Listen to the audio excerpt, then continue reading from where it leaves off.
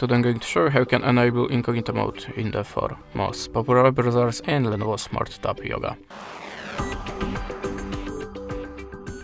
So the first one, Google Chrome. Oh, sorry, I have to pause the setup, so just give me a second. Okay, and it's in this web browser, just click here on the 3 dot icon or sometimes arrow icon if you have any updates and choose New Incognito Tab. That's it. The next on Opera, click on the top icon, switch to private and click on the red plus. Now the Microsoft Edge.